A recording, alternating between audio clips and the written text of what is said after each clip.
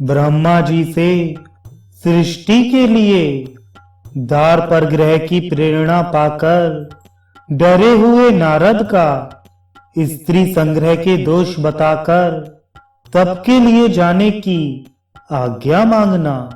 सौत कहते हैं, सृष्टिकर्ता ब्रह्मा ने अपने सब बालकों को सृष्टि के कार्य में लगाकर नारद जी को भी सृष्टि करने के लिए प्रेरित किया। उन्होंने वेद वेदांगों के पारंगत विद्वान नारद से यह सत्य हितकर वेद सार स्वरूप और परिणाम में सुख देने वाली बात कही। ब्रह्मा जी बोले, कुल में श्रेष्ठ मेरे प्राण वल्लभ पुत्र नारद, आओ तुम ज्ञान दीप की शिखा से अज्ञान अंधकार का निवारण करने वाले हो। तुमसे यह बात छिपी नहीं है कि जन्मदाता पिता परम गुरु है। वह सभी वंदनीय पुरुषों में सबसे श्रेष्ठ है। विद्यादाता और मंत्रदाता दोनों समान हैं तथा पिता से भी बढ़कर हैं।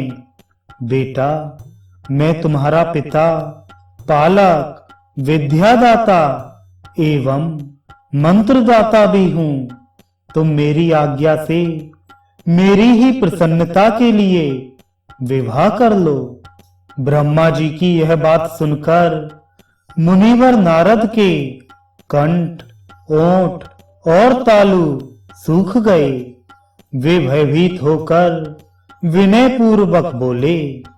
नारद जी ने कहा, तात, वही पिता, वही गुरु, वही बंधु, वही पुत्र और वही मेरा ईश्वर है, जो भगवान श्री कृष्ण के चरणार बिंदों में सुदृढ़ भक्ति उत्पन्न करा दे। यदि बालक अज्ञानवश कुमार्ग पर चल रहे हों तो उन्हीं को जो उस मार्ग से हटाता है वही करुणा निधान पिता है। जो श्री कृष्ण चरणों में लगी हुई भक्ति का त्याग कराकर पुत्र को दूसरे किसी विषय में लगाए, वह कैसा पिता है। स्त्री संग्रह केवल दुख का ही कारण है, उससे सुख नहीं मिलता।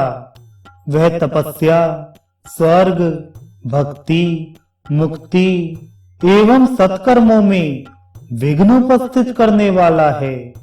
ब्राह्मण मूढ़ चित्त ग्रस्तों के घरों में 3 प्रकार की स्त्रियां पाई जाती हैं, साध्वी, भोग्या और कुलटा। वे सब की सब स्वार्थ परायणा होती हैं।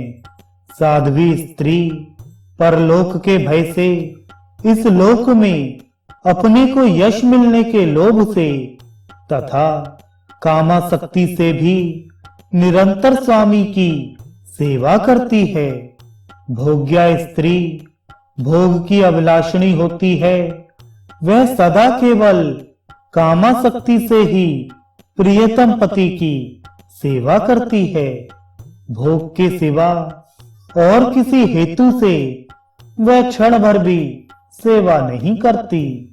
भोग्या स्त्री जब तक वस्त्र, आभूषण, संभोग एवं उत्तम आहार पाती है, तब तक ही स्वामी के वश में रहकर प्यारी बनी रहती है। कुलटा नारी कुल में अंगार के समान है। वह कुल का नाश करने वाली है। कुलटा स्त्री कपट से ही स्वामी की सेवा करती है, भक्ति से नहीं। वे अपने स्वार्थ की सिद्धि के लिए सुधा के समान मधुर वचन बोलती हैं। क्रोध होने पर उनके मुख से विष के समान दुस्सह वचन निकलता है। यदि उनकी बात पर विश्वास किया जाए तब तो सर्वनाश ही हो जाता है। उनके अभिप्राय को समझना बहुत कठिन है। केवल उनका कर्म छिपा होता है। सर्वज्ञ, आप सब कुछ जानते हैं, क्योंकि आत्मा राम पुरुषों के ईश्वर हैं। प्रभु, मुझ पर अनुग्रह कीजिए और अब मुझे विदा कीजिए। आप कल्प वृक्ष से भी बढ़कर हैं। मैं आपसे श्री कृष्ण भक्ति की याचना करता हूँ। ऐसा कहकर नारद जी ने पिता के चरण कमलों को पकड़कर मंगलमय तप के निमित्त जाने के लिए आज्ञा मांगी। फिर दोनों हाथ जोड़कर भक्ति भाव से मस्तक झुका ब्रह्मा जी की परिक्रमा एवं प्रणाम करके वे वहां से जाने को उद्यत हुए।